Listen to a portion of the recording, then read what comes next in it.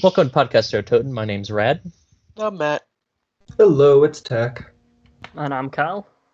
Today we're doing a very special episode. We're talking with Cal, one of the people who worked on translating fully the Apothicon and Keeper languages.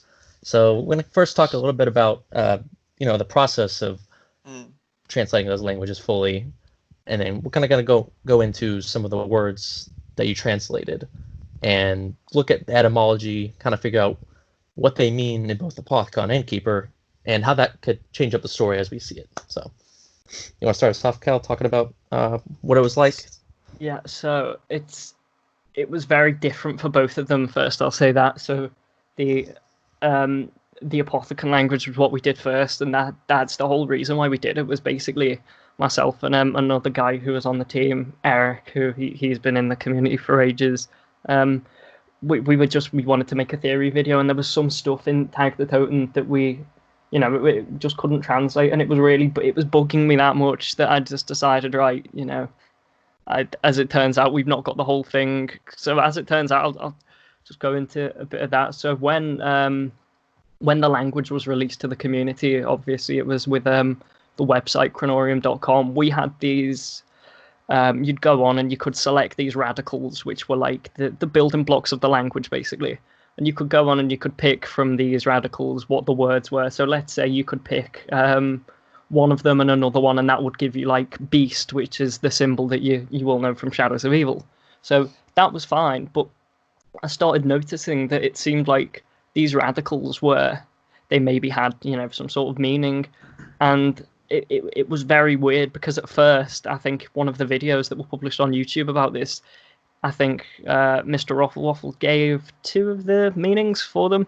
But then after that, we never got any more. And from some fairly prevalent cipher people who I've talked to, who I won't necessarily name, according to them, they were told that they didn't have meaning. So that was, without getting into that, that was interesting. But I noticed there were these patterns, and so I thought, well, maybe, we could decode them. And so what we ended up doing was, there were a few incredibly blurry images of Jason Blundell wearing the shirt with that on, and so many hours and much strained eyes later, we managed to actually figure out, mainly through that and process of elimination, what each of the radicals mean.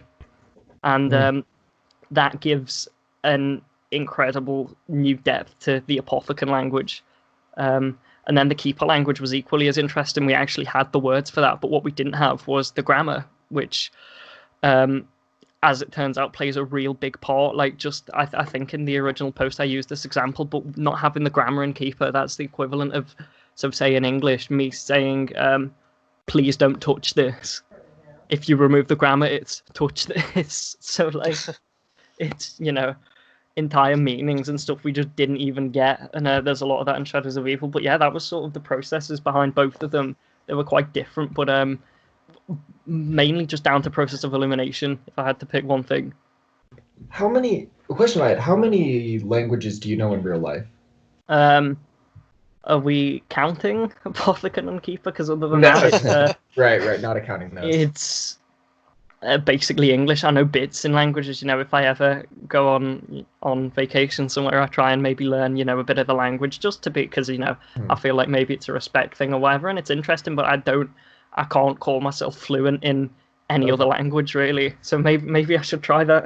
Right. No, it was interesting, because I'm in the process of trying to learn a second language, and I'm trying to figure out your process of just like deciphering the language. Oh, wow! What language are you trying to learn? French. Okay. Yeah, but it was just funny to look at this and just be like, there's so many things that when you first learn a language, you just take certain words and ideas for granted. And now that I'm trying to learn a second one from the ground up, I'm like, what are all these, like a radical, things like that. That's the weird thing. It's like with you don't need to know what the hell, like in English, you don't need to know what the hell past participle means. You don't need to know what perfect present tense. You don't know any of that. You just say the things because you learned it since you were a kid, and that's the weird thing about learning a language. Well, it seems like with the Keeper and Apothicon too, there's like a whole nother step where you have the sort of symbols to begin with, and then you have to kind of figure out, okay, what does that mean, and then you kind of like then bring the so where like if you're learning like Spanish, Latin, any of those others, they're still sort of, phonetically it's similar, because it's all comes from those root languages, and this is just like a whole nother ball game where it's like, okay, you have to look at this, what does this mean, and then you start extrapolating, and that's just like whole nother things. Totally. And what was, especially for the keeper language, what was so important with, and this is the grammar, not so much the words, but it's a good example, is so it's something that they do for modern ancient languages. It happened with Egyptian, and it happened with the cuneiform. I think it was Babylonian, because there were two civilizations that used cuneiform, but what's weird is they used the same writing system, but it was completely different languages. So that's like how we use the Latin alphabet, and say Spanish also uses the Latin alphabet, but they're two different languages. But anyway, there are these things you'll know of the Rosetta Stone, and for cuneiform, it was on a cliff in modern day Iraq, I think, but it's the concept where it's something written in one language that we know, and then something written in one language that we don't know, but it's the same message. Sure. And so for Keeper, that was the sword. It was the sword in Shadows of Evil, the Keeper sword, because as it turns out, one of the transcribed quotes that was in a Milo video, one of the quotes that he wrote out in English and then wrote out in Keeper, but written with the Latin alphabet. So, it was just like the sounds. Because of that, I was able to match certain bits of grammar to the pronunciation and the meaning, and that was the first step. And that was only 2 or 3 grammar things, but just having that basis was the key, essentially. And that's how they do it for real world languages as well, like dead languages that we know nothing about. They have to find that first step. It's always really just really interesting, because it's like, even when sort of going back to what I was saying before, it's like, just visually, it's so hard to kind of wrap your head around. Like, at least with sort of Latin or Spanish, there's some semblance that you can kind of like, okay, I know this word, or at least there's some structure. But like, just sort of, I guess, you might recognize a sound, like, because as you said earlier, they all come from the same root language. So words, it's going to be loan words, or culturally, one word might get inherited. But no, you're exactly right. It's like we'll recognize some parts of those languages. But when you just look at the symbol, it's like, where do you begin, Oh, yeah. And that's why for Apothicon, radicals were so important, because it takes... So I've got the language sheet for Apothicon up here, but it's like... And this is one I remember when I first figured this out, and I thought it was pretty funny. So head, and keep in mind, this is the Apothicons talking about this. This is, it's their language, so this is an Apothecon's head. If you take the radical... It's Astanar, and if you take the radicals for that, it literally means holds teeth.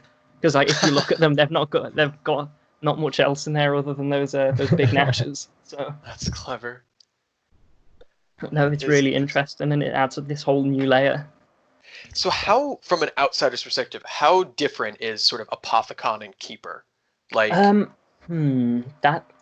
that's an interesting question, because obviously you've got 2 completely different systems of writing. Whereas, so with Keeper, you can, the number thing in Keeper, which, that's like, anyone who knows a little bit about it, the numbers is kind of the thing that puts them off. The numbers are weird in that you kind of don't really need them. And when I made the language sheet, I included an alternate version of the pronunciation table that doesn't even require the numbers. They're not necessarily needed. But even so, you write it out like, just like, say, in English, where you write out one letter, then another letter, then another, you get like a string of the symbols. But Apothicon is more like... sort of like Japanese kanji or Chinese characters, where, because those languages in the real world use radicals, where it's smaller symbols that mean something, and they build into a single bigger symbol with a single meaning. Right. Yeah, and like that is and that's the difference between the two. So it's like, I'm understanding sort of Keeper, there's more of like it's more like piece by piece, where the Apothicon, it's whole concept, like you said, like Japanese and Chinese, there's this whole concepts within like just one piece. Yeah, and what's interesting about Apothicon as well, and I think this is more of a like a way that you're almost like viewing the development by Treyarch, is that some of the terms, specifically some of the ones that I'd guess they made first, so like the word for zombie, the word for parasite, the word for insanity elemental. A few of these look a lot like the thing they're describing, and aren't as like they use the radicals, that's sure, but they use them in like they might change the way they look ever so slightly, and I think that was at the beginning. Treyarch might have been a bit fast and loose with how they use some of those things. So that then was...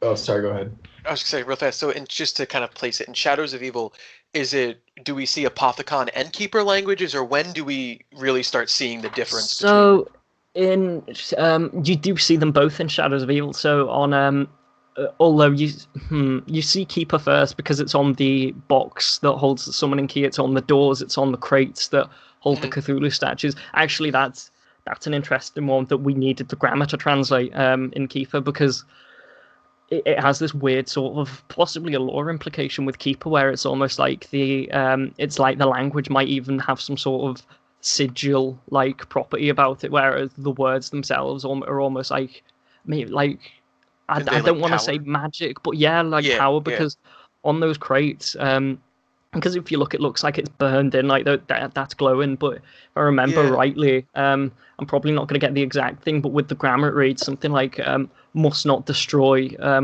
must protect forever or something, and that's on the thing. And keep in mind, you're only able to smash those when you're in the form of the beast. Like Richtofen even tried to get that, and he couldn't even get into it. So maybe that's part of why that looks so weird and glowy. But so you've got that. You've got Apothicon, which is on the summoning key, which I'd like to come back to later on, because that's quite important lore-wise. Not just in terms of who it's made by, but in terms of like the entire history of the existence, basically, in zombies. That's important there. But it's all over Shadows of Evil. There's some in Therisendrach, there's some in Zetsubo. There's probably some in Revelations. I can't think of any that's obvious though. There's definitely Apothicon in Blood of the Dead, and there is there's both in Tag the Totem, I believe. I think that's it. You go, Tag. I'm sorry. No, it's fine. So many questions. Right. Your comment about the devs playing fast and loose with some of it early is like, I think we had a very interesting conversation about, and we'll continue, about deciphering the language. How do you, like, what do you think the experience was for the developers to create a new language? I can't even fathom. It's something I would like to try at some point, because it seems so interesting and so fun. Right. What it seems like to me, if I had to take a guess, the first thing they do is they get a list of, because Keeper has a few more, I believe at least it has a few more words, maybe like 10 more words or something in total. But I think what they did first was they got a glossary. They made like a massive spreadsheet, and they got a glossary of English words that are relevant to zombies. And I think from there they took that and they then developed their respective languages or whatever. But I think the first thing they did was they got a glossary of words that they wanted to use before they even decided how the language was going to look or anything. Sure. That's such an incredible, it'd just be so fun to just create just from the ground up, just be like, all right, we're just gonna nothing, we can build a story out of thin air. We've done that, but to like build a freaking language out of thin air. The thing is, and it works as well. That's the really weird thing, is that the words you've got on the language sheets, they're just the words that are used in game or were created by Treyarch with both of them. And the rules on how you create words is different for both of them, but you can create any word from the radicals they've got there, because I mean, maybe it'd be difficult, but with the radicals in both languages, you've got a pretty, there's only so many, you can only make any word, and the English or whatever, vague. Like you can only get to a certain point, and then it's like you're in concepts like, say, like I think consciousness in Keeper is one of the prime words in Keeper, which are their equivalent of radicals, and it's like you can't really break that down, right, without getting a bit philosophical. But these are fully fledged languages. Like you could learn them and speak them if you wanted to. What's kind of, I think, even more interesting too is that like you have the radicals, and then so I'm guessing they probably had some base languages and models that they were sort of like taking inspiration from. But it's interesting because you have the radicals, and then sort of like I guess like the when you anglicize it, it then sounds like for at least like Apothicons like Lovecraftian. So it's almost like they're doing like three different languages. Like you have the radicals, then you have like, which is just really weird, and like I don't know, I wouldn't know where to begin. Like they could have just not done a pronunciation thing at all. They could have just had they could have just made it and so this the symbol for this word means like zombie, and it kind of looks like a little dude, so that's zombie. But they decided, right, I think they must have developed the radicals before they developed the words in Apothicon, because the pronunciation's based on the radicals. So just sort of I can't claim for sure that's how they did it, but I think because that's how the pronunciation works in Apothicon, they did it that way because it just makes sense. Yeah, it'd be interesting to see like the models. Yeah. What was that? How much outside help do you think the developers do you think they basically just brought in a team wholesale to create the language, or do you think there was like language enthusiasts inside Treyarch that just like, yo, let's take a crack at this? I'm not sure. I get the feeling that Jason Blundell and Craig Houston as a team, I get from what I know about them and just from my sort of feeling, I think they might have had a lot of fun with this. And I don't think you'd need a team of language enthusiasts, because like for the Keeper grammar, because like some of my background, something I love is English, but that's the literature side. Like I couldn't list off loads of grammar things in English, but what I found to help me do this was just stuff off Google. So okay. I don't think it's advanced in as much as that you would have needed a linguist, but I think it was probably just their own research that they wanted to do it, and because it seems more like a passion project with how detailed it is. It seems like because they wouldn't have had to put it in, and as was rightly pointed out a few minutes ago, they didn't even have to do pronunciation. So why would they have done that unless they wanted to? Yeah, it's kind of like I wonder if it's also maybe the same team that does the ciphers too. Because I feel like maybe there is just I'm sure Craig Houston and Jason Blundell definitely had a hand in it, but it'd be interesting if it seems like kind of makes sense. We get the ciphers, we get the languages. Maybe there's just someone there, or they all just kind of come together, and like you said, it's this passion project. Well, it's interesting you mentioned ciphers. This is a bit of a tangent, but as far as I know, as far as I know, the ciphers, a lot of them, maybe not later on, but a lot of the ones sort of in Black Ops 3 were done by Jason Blundell himself.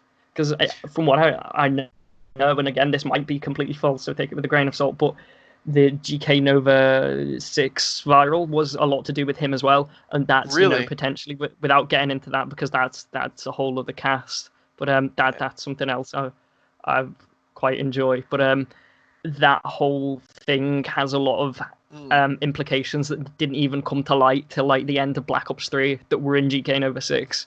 Right. So that leads me to believe that maybe at the very least it's the older Treyarch employees who were there for that remembering, possibly even Jason Blundell himself. Yeah, no, I think there's definitely a connection, because it makes sense sort of.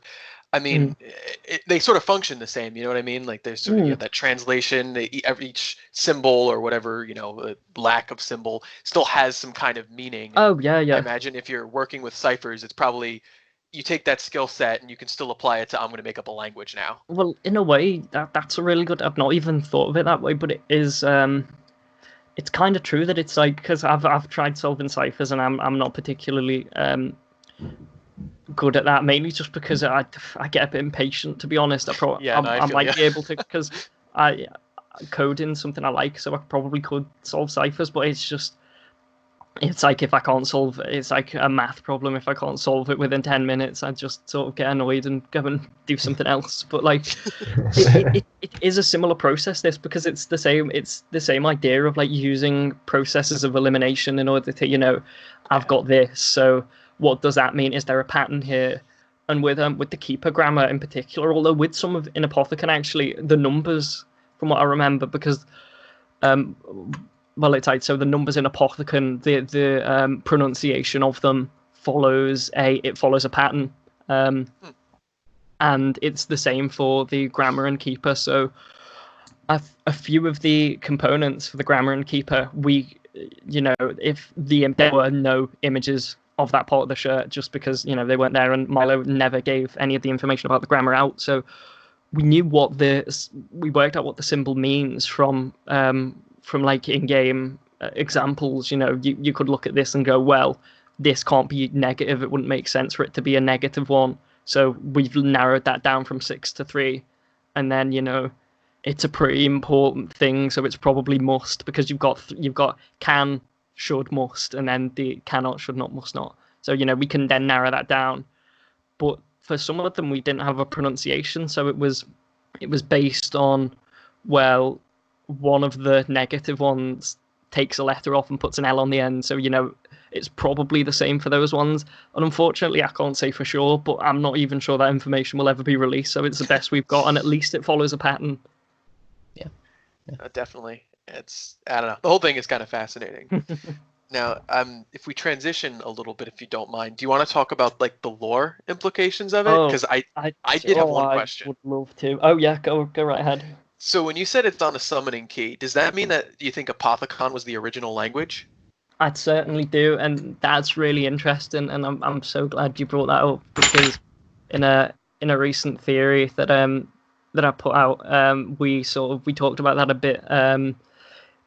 Sort of relating to the idea that Monty and the Shadow Man were originally a single being, but that's something else, whatever. But it's the idea that Apothicon is, in terms of its own rules, it's complex in the meaning of words, but in terms of actually rules, it's a lot simpler. There's no complex grammar. Like, you just get radicals and you stick them together, and then you've got a thing. And to make a sentence, you basically you can just string words together, and maybe you use a radical on its own if it fits, but that's like that. Keeper, you've got a lot of complex grammar, which of course, just logically in the real world, that's an example of a later language. Yeah. It's like like you think about caveman, they're going around going og, they can say og a million different ways in different tones. That means different things, but I don't think they're going to be thinking of how to say og in the past singular tense. I don't think that was really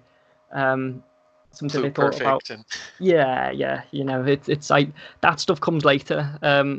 More out of well, we've got we're a bit more civilized now, so we'll do that. But what's really interesting about Apothicon being on the summoning key? Sorry, that was like a massive pointless tangent. That's fine. That's like 90% of the podcast. Yeah, honestly. Oh, that's good. At least I'm fitting in. With that being on the summoning key is the first item, the first thing in creation. It's the first physical object. It's literally called the first creation in Tag the Totem. A cipher in Gorok Krovi tells us it was created by a being who's only called the first one. And I mean, I'm not sure about you, but I think that's pretty descriptive as to what he is. Yeah. And some things will say that the Keeper's created it first, but that one in Gorod, I think, is the definitive one, because if the summoning key was the first thing ever created, then it stands to reason that if someone made it, they would also be the first thing to ever, the first like living being, let's say. So the fact that Apothicon is on it means that Apothicon had to come first, as far as I see. The Chronorium, that's a book where the pages change, and that's fair enough. In the timeline that Treyarch published in Black Ops 3, that's got Keeper around on the borders, which is fine. And we can translate that now thanks to the grammar, which is that's good, because that was bothering me for years. But the thing with that is, if you look on the front of the Chronorium, it's got Apothicon symbols on it. So even though the pages of the book changes, the book itself has Apothicon on it still. It's like the lineage of the book. Yeah, exactly. And that just says to me that Apothicon came first. And now something I want to pose to you, and it's something I've been thinking of, is as much as the Apothicons, they lost the war for Agartha, they were banished for daring to experiment with the wrong parts of the ether, which that's a whole other thing. Perhaps you can argue that maybe they might have been right after all, and they were it was more of a political thing in there. But that's whatever. You've got to ask yourself, well, if these guys are such they were cast down, and that forced them to mutate. But if they themselves were always such barbarians, then how come they're the ones who've kept their own language. It's almost like a thing that reminds them of what they are. Mm-hmm. You know, maybe they've become like these monsters now, but at least they still remember where they came from. That's what I think. You know, the keepers are the ones, they've changed their own language. Right. Well, it's kind of like, I don't know. It almost seems like when you said the Apothecon's more of like a base language, and you kind of get like a very like primitive, and it kind of fits their, like you said, their personality. And it's like the keepers, you know, with added more grammar and stuff, it's almost like more philosophical, like all those elements, and it kind of fits because it's like I'm still sort of confused because you don't really get much there's like corrupted keepers, but there isn't really much about the keepers in the story. No, so it kind of like comes from ciphers, and there's a bit in the timeline in the Agartha section, I think, but that's pretty much it. Yeah, and like I think one of the things that always confuses me is I know there was I think it was like the tag opening, but the Apothecons are supposed to be like twisted and corrupted, but they don't really seem that different. You know, maybe it's like a spiritual corruption. Yeah. So like I'm still sort of confused, but yeah, it's Well, so something that has something that came to me not too long ago is the fact that well, firstly, I just want to remind you of, so obviously Dr. Monty, and then the Shadow Man is also known as Mr. Rapt, and if you take note of those first letters, now a bit of the story of I call them proto keepers because the timeline just calls them keepers, but it gets a bit muddy because, you know, this is I'm talking about back when they were all one race at the beginning, you know, before anything else existed. They were just they created Agartha so they could be physical and not just weird energy beings, you know, so they could actually have physical forms, but nothing else really existed at that point, nothing sentient anyway. So what was interesting was the timeline uses words specifically like experimentation. These proto keepers created the first matter transference device, that's what it said, and then the Shadow Man and those who he was working closely with discovered the Aether Pyramid and started experimenting with it. And it's just all of these words, it seems like a very deliberate parallel between what happens with Maxis and Richtofen in Group 935. So that whole thing leads me to believe that it's less so that the people who will become the Apothecons, they were corrupted, and more so that it was almost like a disagreement in how the ether is used, and that then makes the whole story of the Apothecons, you know, ended up falling into this hive mind. It makes it seem a bit more, probably tragic's not the right word, but it makes it more interesting because, you know, relatable and human. They're not just these villains as Monty wants you to believe, and that's what's so interesting about the Chronorium. That's a keeper book. We know now the fact that it's got keeper language, and that's a keeper book. You know, that changes sort of almost like to what they, maybe not necessarily they want, but it's in their possession at least. And so, but it's a keeper book now, though, right? Because you said originally book now, yeah. That. And I just think it's interesting that so the excerpts we get in like Gora Krovi, not necessarily the timeline, but, you know, the ciphers that say Chronorium excerpt, and then like a 10-digit number that I'm not even going to try and remember. So it's got all these, and it always talks. It says, and the keepers defeated the Apothecons and ascended to become the wards of all universes. It just seems like it seems very. It's like political or even religious language. It's like they're bigging themselves up, basically, and they're making it seem like they're the good guys. When, you know, it. Yeah, as a side tangent, I don't even want to spend much time on it, but the realization that the timeline is not like at face value what you think it is was so disheartening for me. Like just like, you know, various things of like, you know, what people see different things when they pick it up. I think, right, Richtofen's holding it, so like he's only seeing certain things, and then like all these things are just like, oh no, I put so much stock into it, and now it's just like, what does it even mean anymore? Well, it doesn't. Sorry. No, you can go. I was just gonna say it's. I've got a real some of the stuff on the timeline was interesting, some of the questions it answered, but I've got a real love-hate relationship with it because some of the things were put on there deliberately because Treyarch were already writing Black Ops 4, so, you know, they specifically talk about how the Siberian facility was created to monitor Tunguska, which we never knew. It's got really weird specific things that become relevant later in Black Ops 4, but as well it's got stuff that's not in there that should be. So, like, we know now that they how they get to Area 51 is they go via the Pentagon, and Right. now the ending of Classified definitely does not happen every time, and I remember that's something that confused people a lot when the game came out. That only happens after you've done all of the stuff in Blood of the Dead, and allegedly from whisperings, as per, we were meant to have solved Blood of the Dead before we solved Classified, unfortunately. But that's whatever. But like that's just absent from the timeline now, and so that is a thing. That's why the COD's timeline that's maintained is such a good resource, and I use that when I make my videos, because at least I know that the series of events is correct, or as correct as it can be. Also, I don't have to break my neck. So. Yeah. Well, it's like it's also difficult too, because like you said, what's kind of maddening about the timeline is that since it's kind of from the perspective of the viewer, even though it's sort of this like atemporal kind of entity, Right. Whenever Richtofen was reading it, that was rooted at a certain place in time, and what he knew and what cycle, and it kind of doesn't necessarily invalidate other nuances, like you can still have what happened in the timeline, but there's still ways that things can blend or merge, or things that we haven't even heard of. And well, at least the way I interpreted it was it wasn't necessarily that was that was everything that's happened, but it was you were being shown. It was almost like the book was showing you a certain series of events, or it's almost like it's got its own will, and maybe there's a theory in that, but it's like you're being shown exactly what you need to see at that time. So it doesn't necessarily mean that certain things didn't happen or can't happen. It's just that set of events. That's the only set of events you need to know.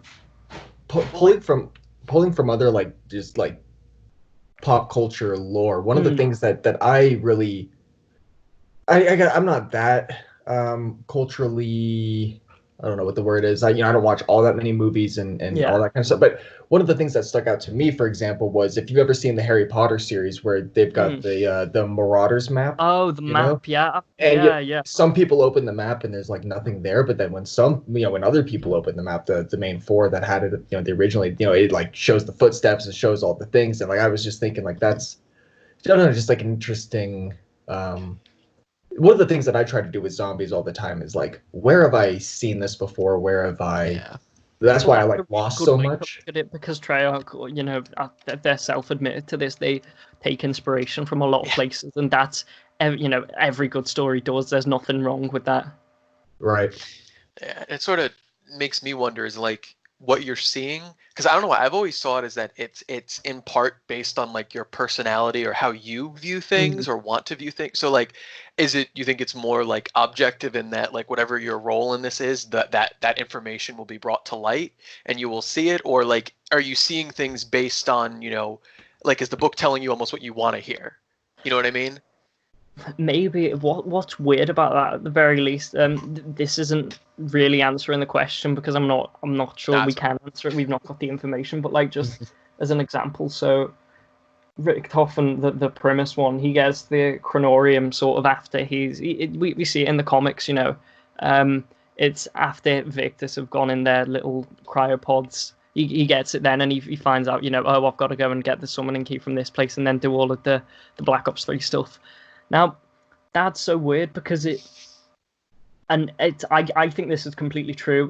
There's definitely room for debate, but I think that proves that regardless of what he says, it proves that every Richtofen is selfish and a liar, because that means that as much as he likes to say that he decided to go on this tangent to Alcatraz, risking his own life to get these blood vials for his friends so they can survive it, that means that's completely not true, because he's already read that he needs to go there anyway. So in effect, he's just following instructions that have been set out for him, regardless of whether or not he cares for them at that point. So it really not only invalidates that, but I think it makes the ending of Blood of the Dead a lot more poignant. But as well, people, when he was saying the stuff like he was the nicest one and whatever, people felt sorry for him. But I almost think that the point of that was not to feel sorry for him, but to realize that he, rather than, let's say every Richtofen is some sort of, egotist liar, it manifests in different ways. So for the original one, the Ultimus Richtofen, he's obviously very sort of, he's not even going to pretend that he's not evil, just listen to him in any map you play. you play him as. But the premise one, it's almost like he's got this hero complex, like his egotism, rather than manifesting directly. It's like he wants to be the hero. You know, you hear stories sometimes where people will manufacture like artificial tragedies in order that they can be the hero. You know, like you hear about that stuff all the time. It's a real psychological phenomenon. I don't know. I think they do call it a hero complex, but it's almost like that's him, and the Chronorium sort of enables that. I think. Right. I don't know if that makes sense. Absolutely, I think that's on point. I think for his character. I mean, I think too, though, like he could still technically be the nicest one. Like, you know, it doesn't. It's sort of there's still a large margin of error. Like the nicest Richtofen could still. So because like the what you got me thinking about was, you know, maybe the reason why the Chronorium is so iffy, depending on the reader, is because I guess the readers that we've seen are all human, and you know, you're not like a higher dimensional being, or maybe it's that's a really good point, actually. Yeah. Because like you would be able to, like, if you're reading it from like a, you know, a higher dimension where you can have access to all spaces and times, like maybe because you're mortal and you're subject to time, you can only kind of see specific parts. Yeah. So that kind of means why it's like a little. And, it's like you'd pass it to like Nan Sapway or something, and he'd go, "Well, you're reading it wrong, you fucking idiot! What are you doing?" Yeah, like we can only see it in like a linear manner, but they can like read it in any way possible. It's like, I'm sorry, I'm not speaking Keeperese or whatever. Like, yes, no, that's a really good way of thinking. I've not even thought about that before. I'm gonna have to consider that, because that's a really cool thing, and it makes total sense as well. So it even speaks to sort of the personality of the characters, and you know why they want to keep going, and like because you can't really see the true picture, so you're just subject to your faults over and over again. And it's kind of like that Lovecraftian theme, right? That cosmic horror, like you can't really comprehend what it is. So even though you have like the ultimate book in the universe, it's just you're human, so you can't comprehend really what its extent is. All right. That just kind of made me wonder what like Nikolai saw in the book, because it clearly told him about the Keepers and Apothicons, because he was telling everyone about that at the end, but like, and it clearly told him what he needed to do to break the cycle, but like what else, you know? There's a really interesting thing about in Tag of the Totem when he talks about the Keepers and Apothicons, and I'm not sure a lot of people noticed it, but it's when he's reading out, and he says, I think it's what Richtofen responds to him with. So he says, you know, there are the Keepers and Apothicons, whatever, and Richtofen says so Nikolai lists it off, Keepers and Apothicons, and then Richtofen says, he says Apothicons and Keepers, and then Richtofen says demons and angels, good and evil. So obviously he associates the Apothicons with demons, but then in like the same spot in the list, he calls them good, and then he goes, who was who and which was which. And it was a really interesting line of dialogue that was sort of insinuating the fact that, you know, maybe the morality isn't that simple between the Apothicons and Keepers. Yeah, it's also like the part in the comic too, where it shows like Monty and then all the other forces, and you don't really get like a clear, or at least the way I remember reading it. That's a really good thing. I'd forgotten about that, because that's another example where it says in the speech bubble says good and evil, but then it shows the Shadow Man in the left panel and Monty in the right panel. Yeah. So that was another really good example of that, where they were like trying to insinuate, well, you know, maybe this is a bit more of a grey area than that. Not quite so black and white. Yeah, definitely. I always saw it as kind of like the lesser of two evils. Like, you know, the Apothicons have like a misguided view of wanting to, you know, save the world, but you know, they come from it's a nice place. But like, it seems like Monty has more like nefarious reasons, and he Yeah, like they do go into that a bit. Like Monty, you know, he literally could stop this cycle at any time, but it would mean he'd need to die. And as far as he's concerned, it's almost like he's above that sacrifice, so he's willing for this cycle to go over and over again, just because the ether gets to live, which means he gets to live. It's that kind of thing. When you were talking about like a philosophical disagreement, so do you think like the dark ether is or isn't a thing then? I think it's the ether, at least to me, is a sort of like a yin yang kind of thing, where it's I don't think there's any such thing as a dark ether per se. I mean, in terms of the apothecans being banished, I think, the ether isn't. It's not another dimension. Like, it's not like a parallel universe. Like, that's like, at least probably. Like I don't even know how. You could say like it's a 10-dimensional place if you wanted to. Like that's so way above us, and well, or probably in us is probably more accurate, because in Tag the Totem we find out that the ether is the negative space, but like the ethereal energy flows from the negative space between things, which is really cool, because that's like that then explains the whole Hollow Earth thing, because which since like Origins came out, we were like, well, does this mean that the Hollow Earth that we've been talking about, that's not Agartha? Like, what is Agartha? But now it turns out that that's kind of true, because if to say there's a gateway to Agartha at the center of a planet, well, there'd be a hell of a lot of negative space at the center of such a big mass like that it does make sense. But no, I think, sorry again, that was a tangent. I need to really like stay on point. It's beautiful. But I think it's more so the use. It's like who defines what an evil use of the ether is. That's true. Because whenever Samantha talks about it, she always says that it's even in Tag the Totem, in the Little Wisps, she talks about the fact that it's the ether that needs to be destroyed, and it's like that thing on the wall in Classified: salvation comes when Agartha burns. But then it's almost like the idea of the dark ether is an artificial concept to make to sort of fit that good and evil kind of thing, which we basically know isn't true. Like, we know it's not that simple. So what do you make of the ending then? Because it seems like they talk about like Monty and them were or the Apothecons were like banished, but it doesn't really seem like it's really destroyed. So like, what is your take on? From pragmatic, like, not even talking about lore, I think that's so if they really like stuck on ideas, they can just bring stuff back. But like let's just ignore that for a sec. No, that's more than true.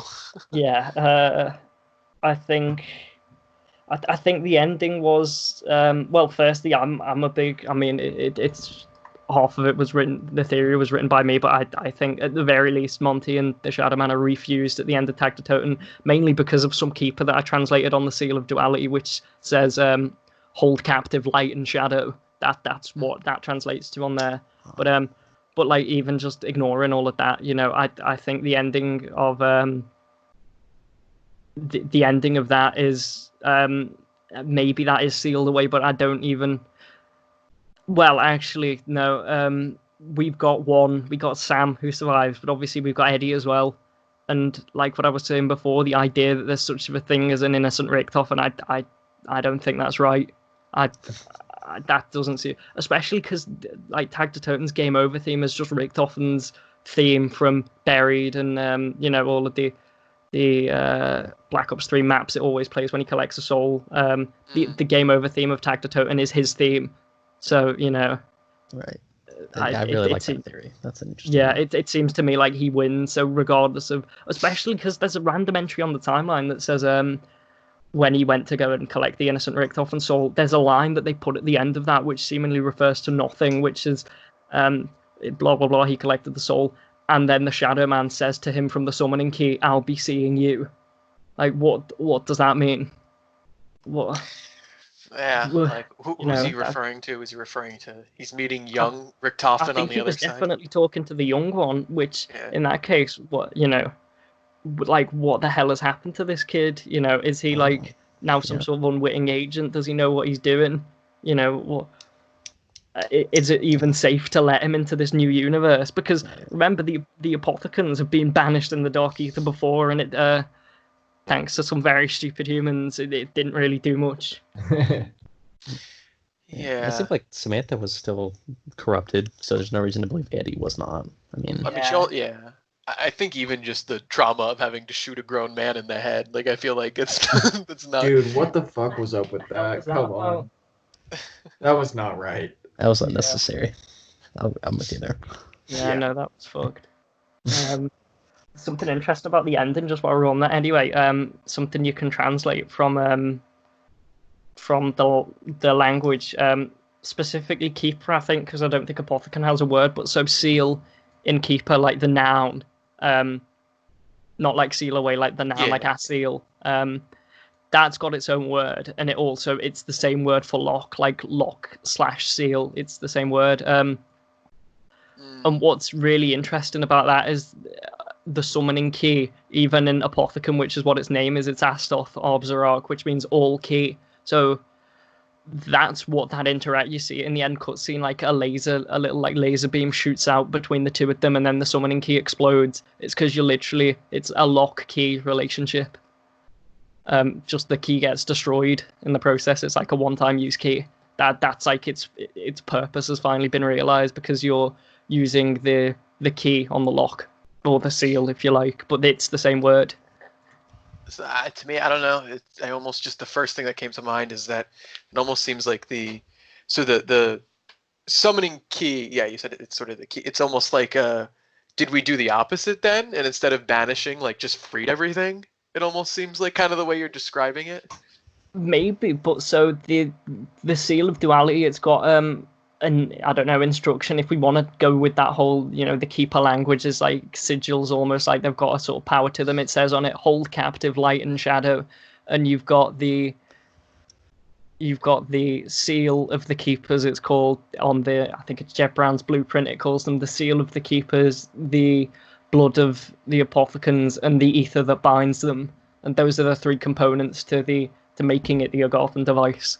And now the Shadowman's in the summoning key, keep in mind. And then you can get a bit funky with the Black Ops 3 Dr. Monty cutscene, because they're in the forest. Nikolai's front of shot there. He says, "This is it, the ether, the infinite," and then it shows the 4 characters, which obviously that's something we only really learn about in Tag the Totem, that those 4 souls are the ether itself. So you can maybe get a bit funky with that they, because that was made a long time after Revelations was finished, about the time of Zetsubo, but those cutscenes they're making about 2 weeks. So you can maybe get a bit funky with like that's meant to be happening concurrently with Tag. That's a theory. I like it, but that's up to you. But I think it's the summoning key. It's the key, and the seal of duality is the lock of duality, if you want to call it that. And it's like that's what's happening there. All right, would this be a good time to transition to talking about some of these words? Okay, and their, yeah, sure. Breaking them down. Okay, so we got a couple words here that can be translated both in Apothicon and Keeper. And we kind of broke down what each piece of them means. And we can kind of compare how both Apothicons and Keepers see each of them. So I guess we can probably start with human. So that's obviously pretty interesting in Apothicon on its own. So that's potential open change. And I think this was the first example I used in the original thread. Where I think this means that because we know that humans have been the key for Apothicons getting out of the Dark Ether through just being humans and us being stupid and messing with things that we're probably not meant to mess with. But I think that means potentially open to change, almost like humans are easily manipulated, if that makes sense. Like they're if you see my train of thought there, like humans are open to change, and this is the Apothicons talking about it. So it's like, we can suggest things to them that will maybe make them do certain things. You see what I'm saying there? Yeah. It's kind of interesting because like when I first read this, potential open and change, it almost seems like sort of a positive definition, but then kind of coming from Apothicons, then there's sort of there's some malice behind it. But now if the Apothicon language was the original language, it's kind of interesting. Like maybe it originally had like a more of a positive connotation, and then and then over time, because as the Apothicons became twisted, like so did that definition. You know what I mean? That's a really interesting way to look at it. I really like that. Yeah. The Keeper one is weird, and this is really going to be down to like what's your personal reading of it. So we've got the first one that goes into it is explore, expand, and the other one is opposite duality or altered form. And so personally, I think this is I think explore duality fits in that. I think it's kind of saying that whereas the apothecans are talking about, humans can be sort of, they can like change whatever, maybe it's about changing their ways, changing, what they do. The keeper one, I think it's saying that within every human is this sort of, internal duality potentially. Like everyone's got the potential for, maybe good or evil, or, if you want to see it like that. Because, I mean, we already know from all of the descriptions, the keepers like to describe themselves as good and the apothecans as evil. In fact, a later one, the keeper word for apothecan, it's just evil twice. Like the factor that goes into it is the word for evil twice. So it's like, they really think those guys are evil. And so I think the whole idea that they see humans as, oh, well, they can either do good or bad, that's because, humans are complicated, but for a society that really likes to think in yes, no, which I think the keepers might very well be, it fits that that's the only way they can sort of comprehend the way that humans are very weird and like have free will. It's like, well, they can do this or this, and that's it. But I mean, you might have your own readings because looking at those words, there's quite a few combinations of potential definitions there. Right. That's where it's almost like I look at, I don't even, like explore altered form, like I don't even know. I don't know. Like that almost reminds me of potential open change. Like like that's you can do like a positive changing, but like I don't know. It just kind of depends on the perspective of what the altered form is going to be doing. There's another idea that someone brought up on the forums. I think it was Anon. I can't quite remember, but it was the idea that the keepers were the sort of the spring from which humanity came, and that's you play Origins and you've got those really weird dudes who are very clearly keepers, but you look at their faces, they've got like they look a bit like they've got a Voldemort thing going on, like they've got a really like weird nose, they've got massive fangs, like they're human but they're not quite human, or maybe they're slightly past human depending on how you look at it. They can clearly phase in and out of dimensions at will, which keepers can also do. So maybe it's the idea that keepers, that humans are a keeper creation, possibly, which you can tie that back to the old Vril lore. Didn't it say that I think the summoning key, right? They seeded all dimensions with life, right? Isn't that the line? So that cipher, it's something like the first one created the summoning key and used it to give each dimension a unique mix of life. Okay. I think how it goes. So yeah, so he definitely is the reason life itself exists. But then if that was him doing it, you've got to wonder why then this is the keeper word, Right. Because you'd expect it to be the apothecon word that talks about creating humans, if that's what happened. If it's almost like humans are a keeper invention, but no, it's a really interesting take on it, I think. But I think kind of like what you said earlier about like keeper being the more refined language, it's kind of like looking at it from that perspective. Now I can't unsee it because like the idea of like human being explored, expand, opposite duality, like it almost seems like that definition comes after like the fall of the apothecons. And like after seeing like how something can be twisted, and also the definitions seem a little bit more like, again, like philosophical, or sort of like these concepts where like because a lot of the keeper, especially the prime words, a lot of them are they've got multiple things to them, whereas like in apothecon, if you go to radicals, hold on, let me just pull it up. Most of the radicals are either it's one thing, or if they are multiple words, it's very similar things. So like one of them is it's got quite a few, but it all means the same thing. It's cannot, unable to, un, non, like the prefixes. So as much as that's got 4 possible meanings, they all basically mean the same thing. Whereas again, if we go to like this, like opposite, duality, altered form, those are all similar, but they're quite different in terms of the implications. Yeah, and it's just like it's more refined than the it's almost like the previous one is like caveman talk, like potential open change. Like it's just kind of neat to see that it probably does come later. Yeah. Well, what's just something that I should have probably mentioned earlier, but it's just interesting is to go back to the cuneiform, which is obviously what keeper is based off. Like, they used it I think they used it in Origins and then sort of really took a liking to it. But what's interesting about that in the real world is it started off as pictograms, almost like hieroglyphics. And there was a jump. If you go on the Wikipedia page, there's a really great illustration of it where it shows the different stages of how cuneiform developed. But between the sort of stage 1 and 2, and obviously there probably are more, but it's an ancient language, we sort of get what we're given in terms of that. It goes from like pictograms, like a picture of, let's say like a fish, to like an arrow with a line through it that represents a fish. And those mean the same thing. Like, from what we translated, those mean exactly the same thing. But there was a jump that happened, and it's almost like we don't know what that jump is.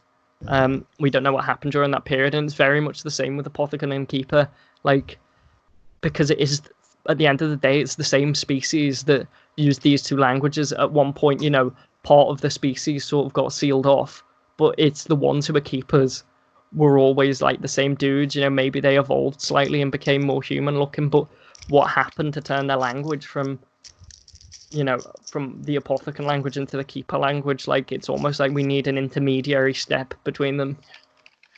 Yeah, it's like, it's kind of, I don't know the way you describe the cuneiform. It's like it becomes more abstract. I guess it kind of fits, like, right? That's like, exactly the description. Yeah, I think that's the actual term they use in linguistics. Like, it becomes more abstract. I guess it kind of fits, right? Then if like the keepers ascend to be above like the timelines, right? It's like, it kind of, there's like a physical but like a metaphorical kind of thing you have going where like, okay, then it kind of, their language reflects that, right? That it would be a little bit more abstract and vague, ambiguous. Kind of. Actually, I have a question about it's kind of about how that's abstracted in like Keeper language. So like, looking at all these words, they each have like a number association. And it's like, obviously, the lower you go, it's like a prime number eventually. But it's like, it almost seems like that the words are made, like it's showing the order that these words were made. So like, Keeper is obviously one of the earliest ones. It's 81, Apothicon 121, but between that is human. So like that would seem to imply keepers and then humans, and then Apothicons came after humans were already made. Well, that's one that I've not even considered it like that, but that's really interesting. It reminds me, there's a drawing in Tag the Totem where it shows it's like a thing in 3 parts, and it has the place above creation, and it's got like drawings of the keepers, and then it's got a space in the middle, and then it's got a bit under the middle, and it's the place below creation, and it's got like one of the Apothicon overlords, and then it's our world, or like the place between us. It's basically saying that like where humans exist is like almost like the bit between that duality. Right. Yeah, like I think it could be maybe not in like a literal sense, but sort of how, if the keepers, whether or not it's objective or just from the perspective of the keepers, like if they view themselves as good, the Apothicons are evil, and humanity, again, it's that expand opposite duality, like they have the potential to swing either way. Oh yeah, totally. And I mean, we can guess that it was probably Pablo who drew that. There's a whole thing about, well, why the hell is he thinking in Apothicon? That's a whole different kind of worms, But regardless, if it's him who drew it, I'd think he'd be maybe slightly more objective, even though he does go and fight in the Great War. At the very least, he's seeing it from a human perspective. So he doesn't call them good and evil. He just says that's the place above, that's the place below. Like, we know they're sealed in the dark ether, and so that is objective. That's what it is, Yeah. But what you've highlighted there about the order of the numbers, that's something I've not even thought of, and that's really interesting. So I'll have to go back and look at that, because I think there might be potentially something there. One of the questions I had coming at this from this is one of the first times I've really even thought of these languages, to be honest, and I'm looking at some of the words that we've got up, and like human, zombie, Apothicon, keeper, and blood, all in keeper begin with Kree, Kree. I'm wondering what is that? Is that explained somewhere? Like, or what is Kree just like entity, or what do you? So if you look on the language sheet, as interesting as it would be if the pronunciations mean that, and maybe they do. Maybe I have to have another look. But if you go on there, say if you convert them all into their base 9 number, and that's I can explain why it's base 9 sort of from a lore perspective in a bit, but let's just let's just do it like this for now. So if you have it all in its base 9 thing, so like hold on, let me find what human actually is so what you do is you take that, and so if Cree is the if 1 is the first number in base 9, that just gets Cree. If there's a 1 at the start of the base 9 number, that is just Cree. Then if there is a 0 in the mid, if there is, oh no, that's the base 10 number. If there is a so if there's a 2 in the middle, that just gets and then if there is a lack at the end, that means that is 1. So if I'm right, that should be 1 2 1. Yeah, that's human. I think 1 2 1. So that's just the way the numbers go, basically. So those don't actually mean anything on their own, as far as I know. Maybe they do, but as far as I can find out, that's just pronunciation related. So so I don't know if this is actually right. I don't know if what I'm looking at is correct. It says that Apothicon is 1 2 1, but like for example, Keeper. Yeah, that's sorry, that was my bad in mistranslation. But basically, so those base 10 numbers, the reason why it's labeled in base 10 is because there's a thing you can do where that's the reason why I've separated out the prime words, is because if you take any number, the numbers that multiply for it that are also prime numbers, so the prime factors, that is like Apothicon radicals, and that's what we've got here. But in theory, you can do maths in base 9, but if you're just doing it on a calculator, you've got to use like the mod function, and it's a lot of hassle. So I've just written that as written that as that. What also on the numbers before on the confusion. Maybe this was intentional by Treyarch, but so the base 9 number for human is 1 2 1. The base 9 number for Apothicon is 1 4 4, but as you can see, the base 9 number for human is the same as the base 10 number for Apothicon. So maybe there's a little bit of a relation there. That's interesting. Because the base 9 number for Keeper is 100, so that's very interesting. Almost like circular. Yeah, kind of. They're all related. Okay. Yeah. In fact, maybe we've just found something. I'm gonna have to have a look at that. Part 2 coming up. I will actually have to have a look at that. That's really interesting. Yeah. Okay.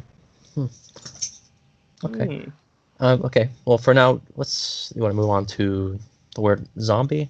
Is there anything interesting you think here?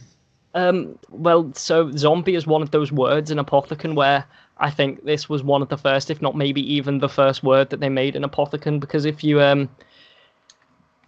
look at the symbol for zombie, it literally just looks like a little dude. And I think a damage change, I guess it kind of makes sense because obviously zombies damage things and they're changed from normal humans. But as well, I think that's more so that maybe at that point they were trying to make words that look like the things rather than necessarily what they meant. Right. So as much as because like the translation into the radicals, that's correct, that works. But some of them are slightly more descriptive. I feel like, I don't know, to me, damage change, it's like a primitive experiment or something, right? Because like zombies, like they cause damage, but there's also like a loss in functioning and they're kind of corrupted. That's true, actually. Yeah. I almost thought of it if human is like potential open change, then change in that context, like a corruption of that, yeah. Exactly. Damage change is like there was damage to the ability to change almost. Yeah. Like that. Oh yeah.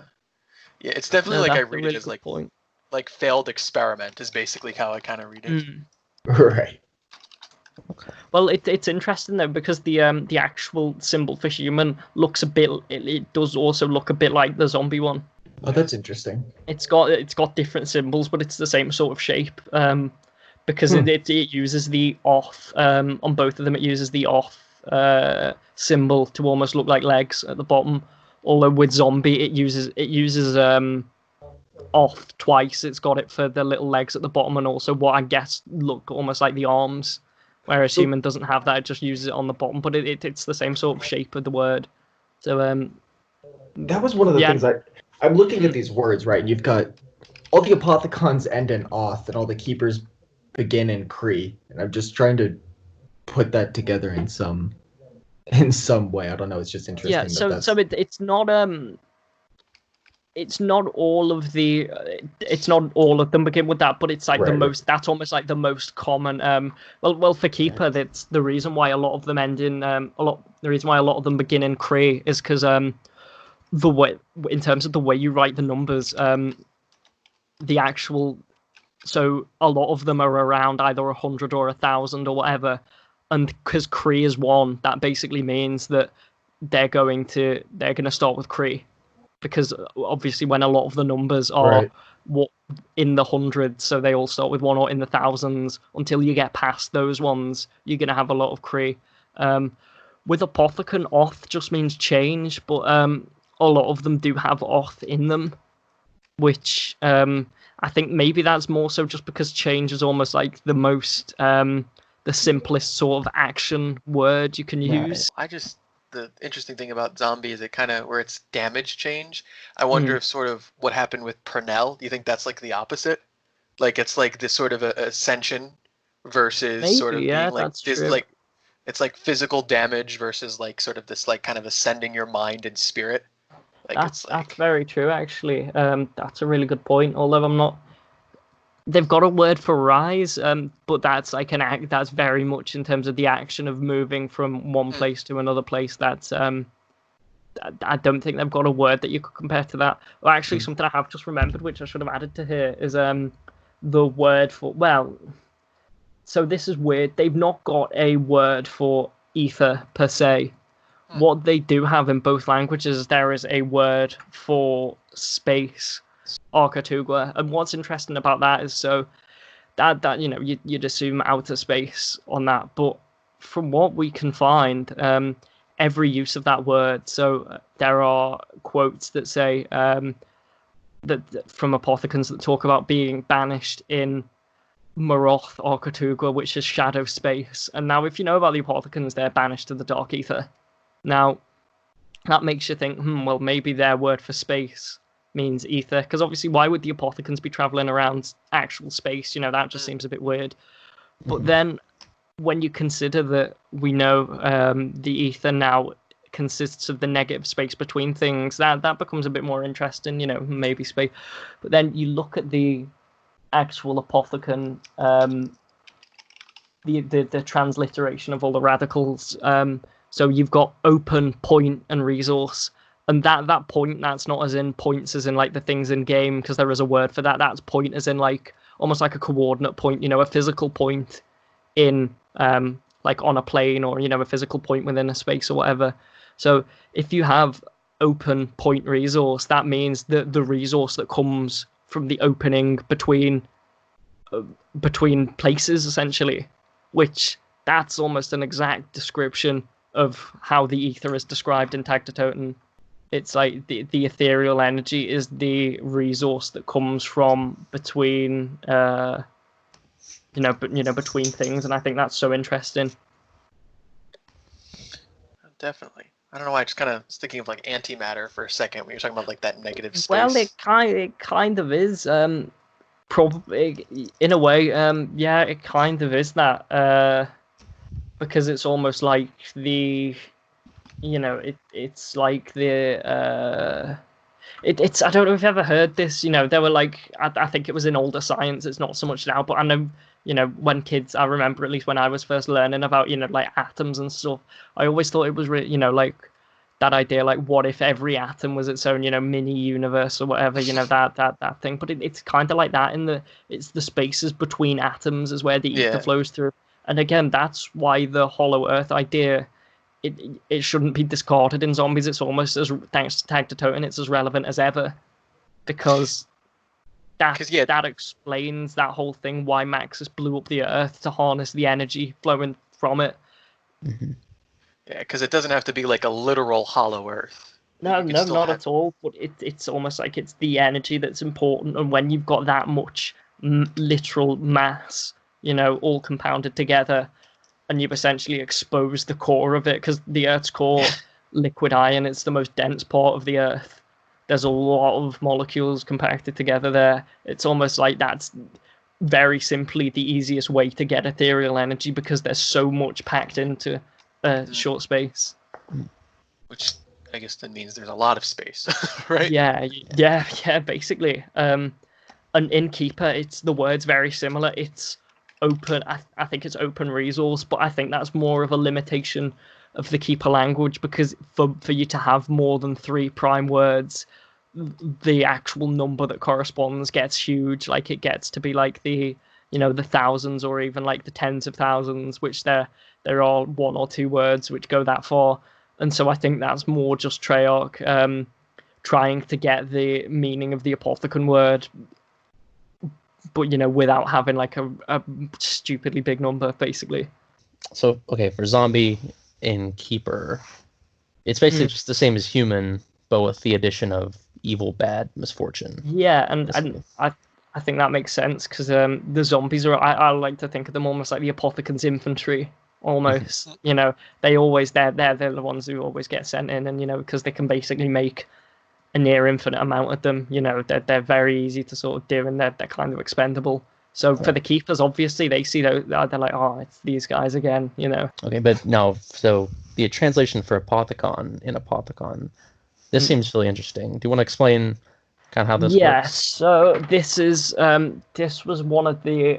And this was kind of a big issue I had with the initial release of this was an issue I had sort of being with the Apothicon language being released without the radicals because this is really big lore-wise, and it was only confirmed in Black Ops 4. But basically, we should have had this since like I say Shadows of Evil, but really it will be when we got the language. But whatever, it should have been there for the whole thing. Give us some slack.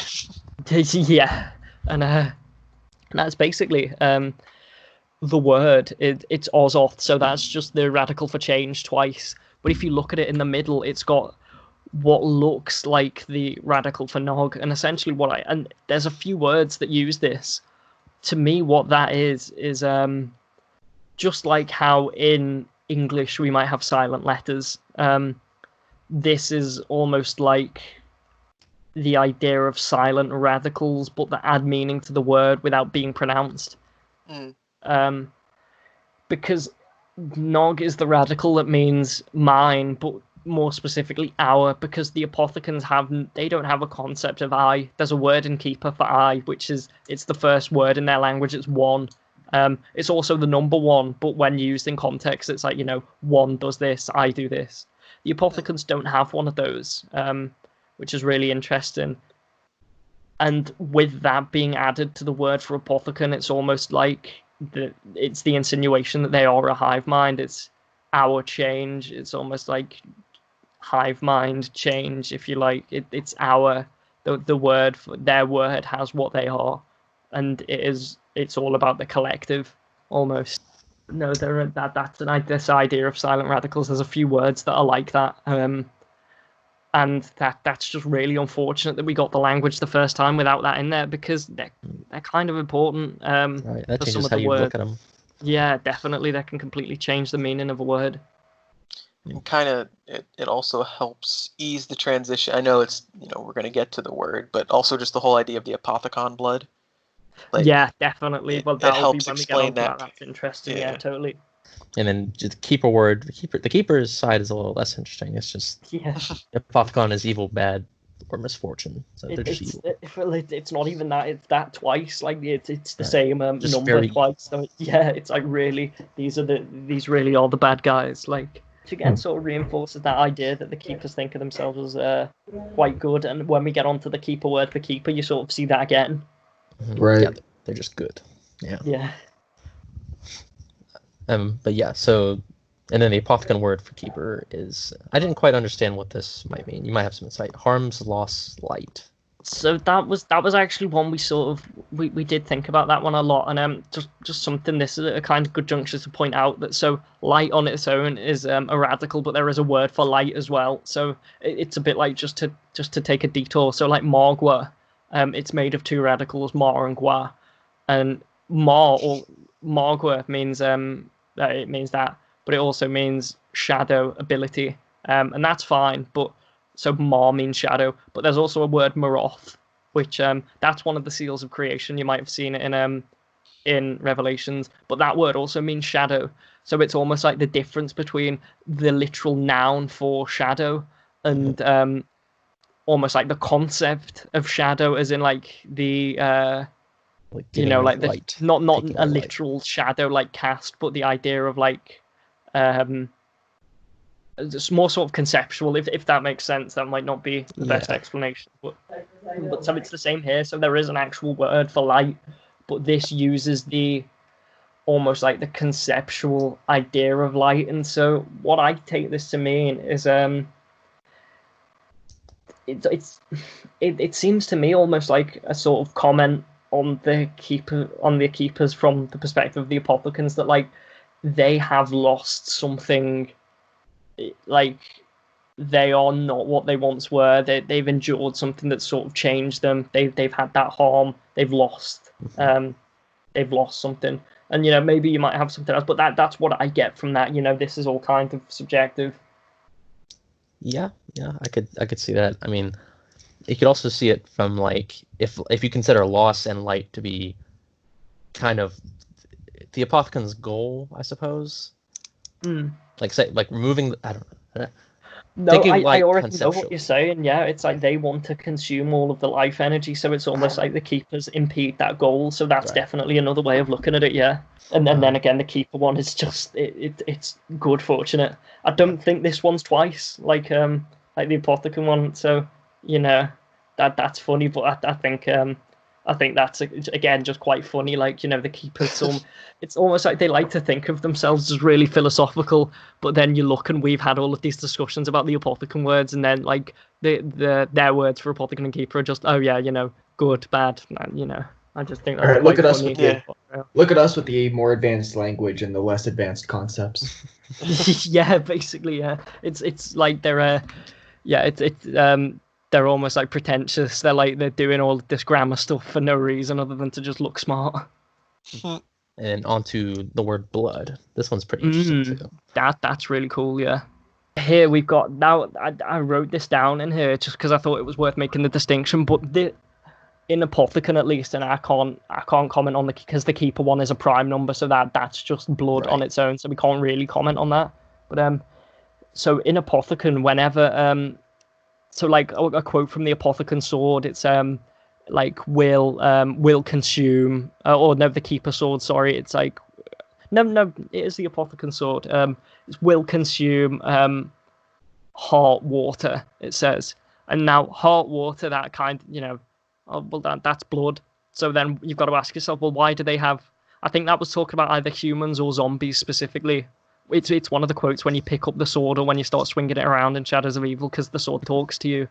But you got to think, well, then why do they have a word for blood when they're talking about like human blood as heart water, and it's like a separate blood. I think that's explained by what we see in Tag to Totem, where to an apothecan, what blood isn't it's not literally just the oxygen, it's not the thing that carries oxygen, it's literally like the thing that flows around their body, that is their potential, it is their change. It's I think Yena or Gersh in Tag to Totem describes it as it's like the apothecans, they're not physical things, they're like big spacecrafts piloted by these tiny little entities, which is the blood. It's like the molecules of the blood. It's like that Eddie Murphy movie. I can't remember the name of it, where he's like the dude piloted around by the little aliens. It's like that thing. Yeah. That's like what apothecans are. It's the inspiration. Eddie Murphy. You're trying to freak me out. It's not going to work. All right, that's going to freak me out a little. Yeah, kind of, yeah. Because they're the apothecans themselves, as we said before, it's all a hive mind. So that's why, as a side note, that's why the blood in that Easter egg is so important, because the Shadowman's in the summoning key. He's the closest thing they've got to a leader, so he's sort of indisposed.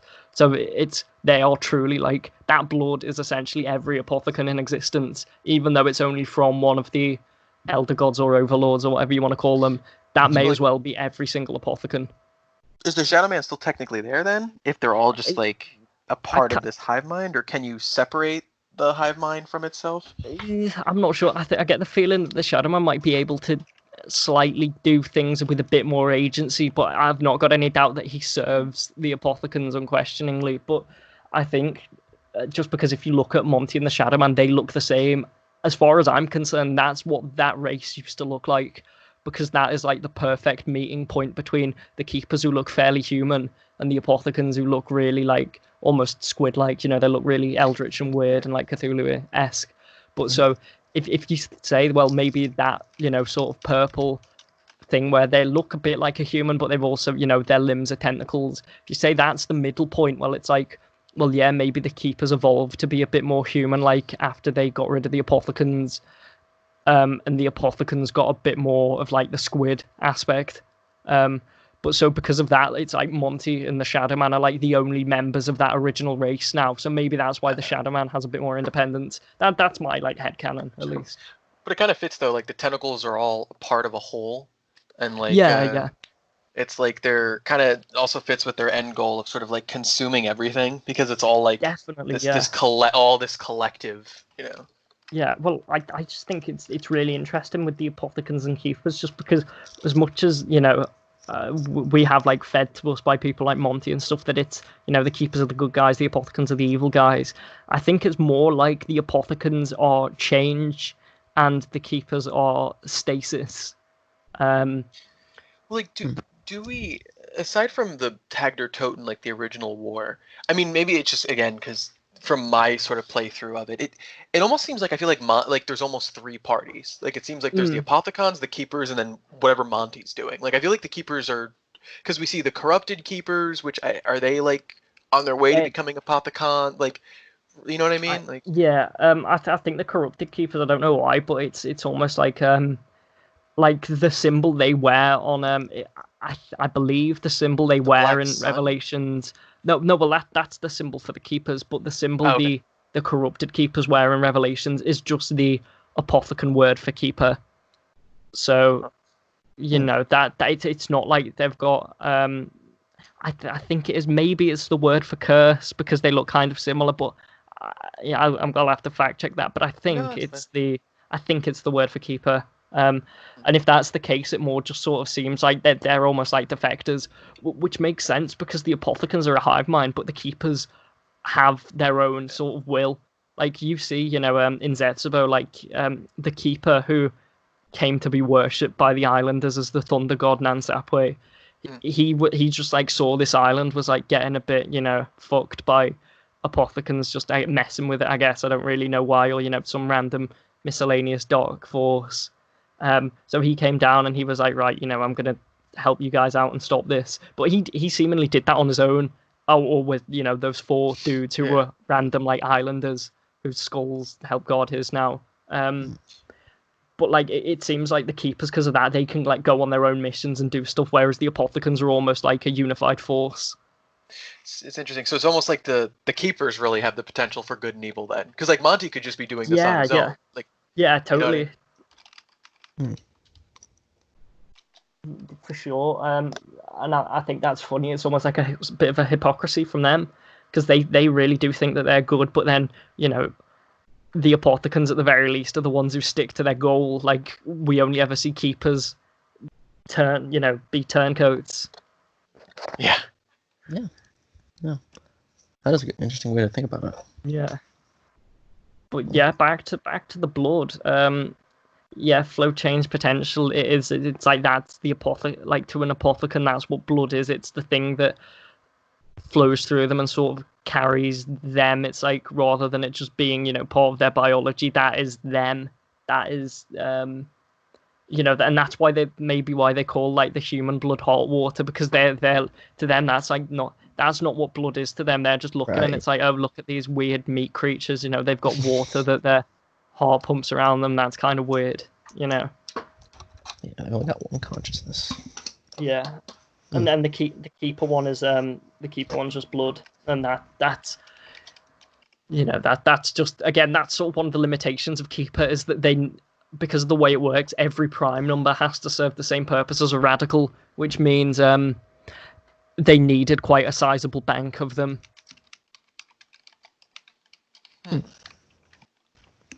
Well, that's interesting. Okay.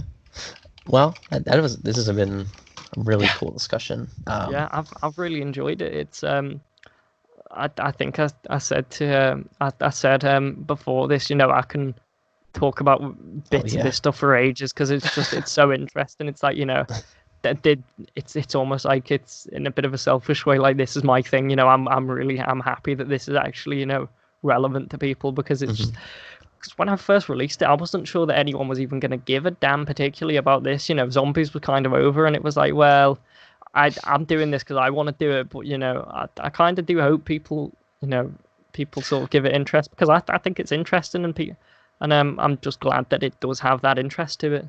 Well, chances are, because I feel like they're probably going to continue the Ether story, and since like seeds of this were planted all the way back in Black Ops 3, you're not late by any means. You know what I'm saying?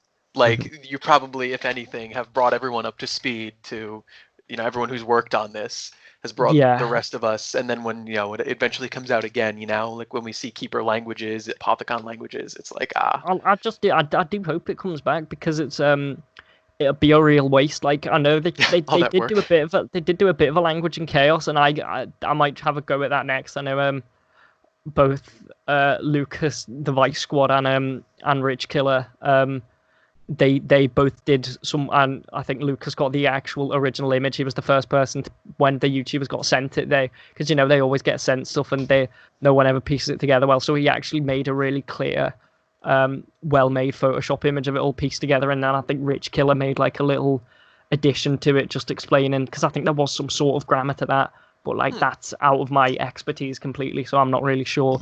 But I don't think it was as fully fledged as this. That was more like a script. You could write out English words with it, I think. Yeah. I mean, I guess maybe it's like the cult's language. It's just interesting considering like Chaos was more about mythology and kind of rooted. So like I would expect them to use something already established. Yeah, no, that was interesting. I mean, and to be fair, those were real alchemical symbols. So okay, gotcha. Like those were drawn from real life, but I don't think anyone ever used them like that in reality. It was a bit of a weird way to sort of, I mean, especially because they used the modern periodic table, which that wasn't till like 1886, I think, and even then it wasn't filled in. So that it's not as if they took the cult's language from like a real organization, because back then, even in like 1916 as Chaos set, somewhere around then, that wouldn't have been possible, because we didn't even have all of the elements on there. So that's where the esoteric knowledge comes in. They were just ahead of the game. Yeah.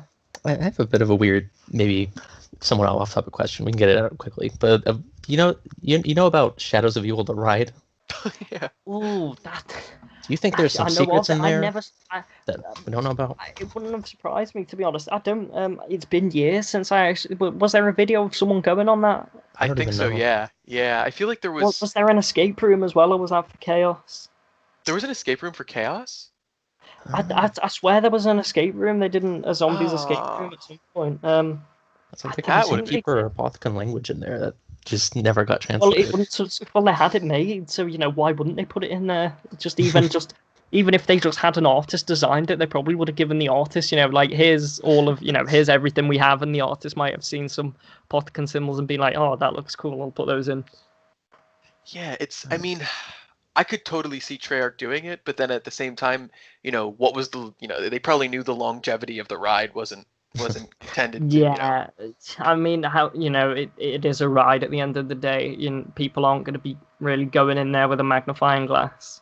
So, but I wouldn't be surprised if they did that. I feel like from what I remember, it was just a roller coaster with pictures, right? Like it was just like you just kind of went through and. I think it was, yeah. I mean, those things are always publicity stunts. Let's be honest.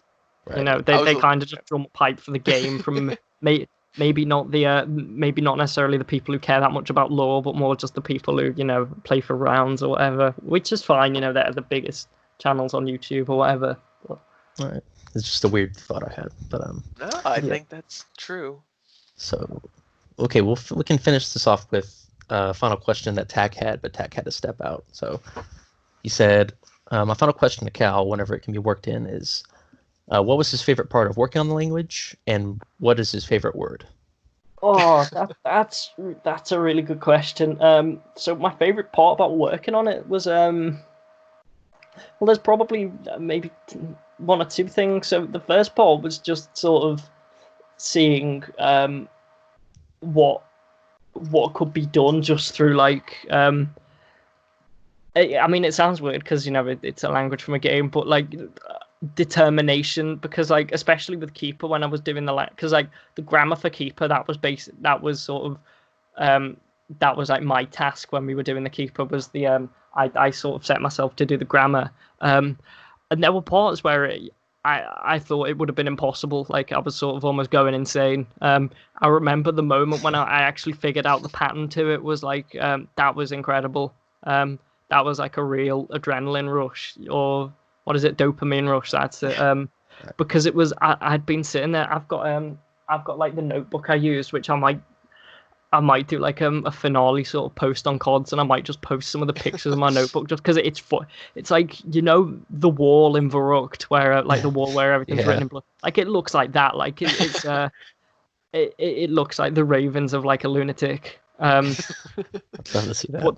But that's like so being able to actually crack that part was incredible.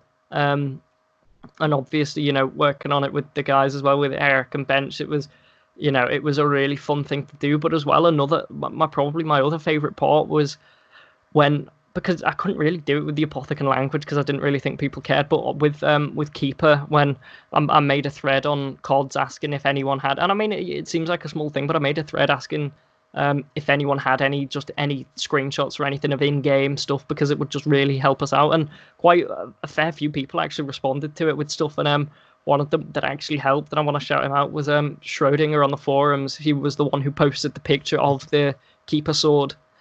And that was I talked earlier about like the idea of like Rosetta Stones for ancient languages. That was my Rosetta Stone for this, because that was, I think I talked about this earlier, that was like the thing that I was first able to crack the grammar with, and so that was like just the help that I the help. And I mean it doesn't seem like a lot, but without that I probably at the very least it would have added potentially a few weeks onto the time of it. At most I might have even given up, because it just seemed like it was going nowhere. It seemed like it was impossible. So just the help from sort of the community on that one was really good.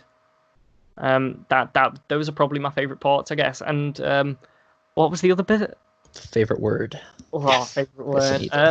Maybe it's the I think I said this earlier. They're both in Apothicon, because that's the first one we did, and it's the one I remember the most of. But I think Holds Teeth for head is really fun. Yeah. Or there was another one as well. Isn't perk consume buff? I like that. I think it is. Yeah, I think it's something like that in Keeper.